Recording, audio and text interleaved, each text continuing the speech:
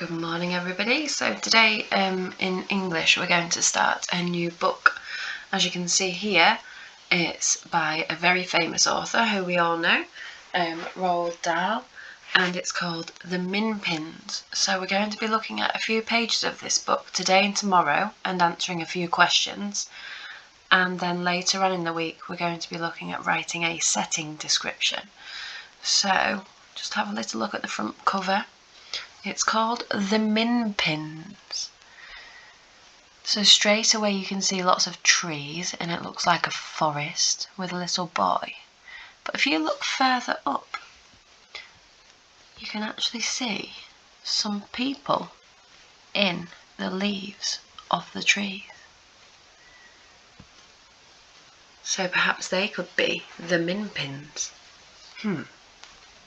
Let's have a little bit of a read though. You can see them all there, look. Perhaps they're the Minpins.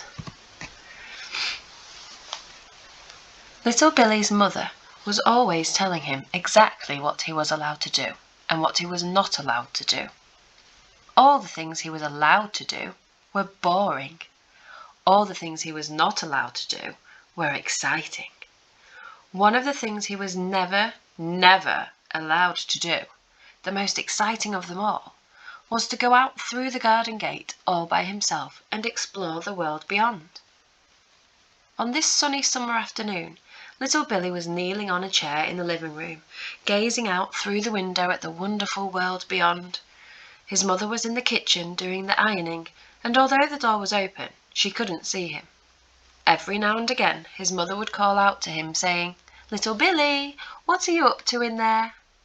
And little Billy would always call back and say, "I'm being good, Mummy." But little Billy was awfully tired of being good.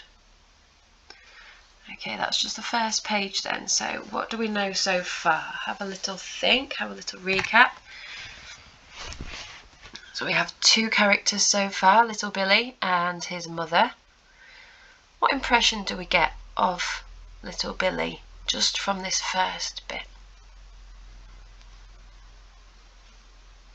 So he's somebody that obviously does as he's told. He's not allowed to go further than that garden gate, look, in the picture. And he is good, but he's tired of being good. So maybe he's a little bit rebellious as well, or wanting to go further than he should. Let's have a little read on them. Oh, there we can see another little picture. That's what's beyond the gate. The woods, there's their house, look. Little gate there. And then the woods where he's not allowed to go on his own. Through the window, not so very far away, he could see the big, black, secret wood that was called the Forest of Sin. It was something he had always longed to explore. His mother had told him that even grown-ups were frightened of going into the Forest of Sin. She recited a poem to him that was well known in the district. It went like this: "Beware, beware, the forest of sin. None come out, but many go in." "Why don't they come out?" little Billy asked her. "What happens to them in the wood?" "That wood," his mother said, "is full of the most bloodthirsty wild beasts in the world." "You mean tigers and lions?" little Billy asked. "Much worse than that," his mother said. "What's worse than tigers and lions, Mummy?" "Whangdoodles are worse," his mother said, "and hornswogglers and snozwanglers and vermicious nids. And worst of all is the terrible blood-suckling, tooth-pluckling, stone-chuckling spittler. There's one of them in there too." "A spittler, Mummy?" "Of course, and when the spittler chases after you, he blows clouds of hot smoke out of his nose." "Would he eat me up?" little Billy asked. "In one gulp," his mother said. Little Billy did not believe a word of this. He guessed his mother was making it all up just to frighten him and to stop him ever going out of the house alone. And now little Billy was kneeling on the chair, gazing with longing through the window at the famous Forest of Sin. "Little Billy," his mother called out from the kitchen, "what are you doing?" I'm being good, Mummy, little Billy called back. Just then, a funny thing happened. Little Billy began to hear somebody whispering in his ear. He knew exactly who it was. It was the devil. The devil always started whispering to him when he was especially bored. Right, we're going to stop there. So just from those couple of pages then of writing, we know something about Billy. We know what type of character he is. But what do we think about his mum?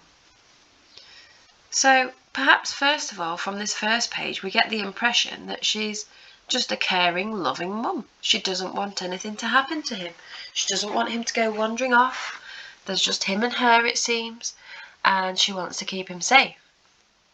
But then, in the next page, she starts talking about all of these different kinds of creatures and things in the forest of sin. And I agree with Billy there. I think that she's just trying to frighten him, to stop him from wandering off and from going into the forest himself.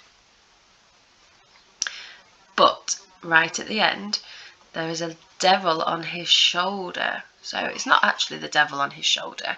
It's something in his head that's telling him to do the wrong thing, perhaps.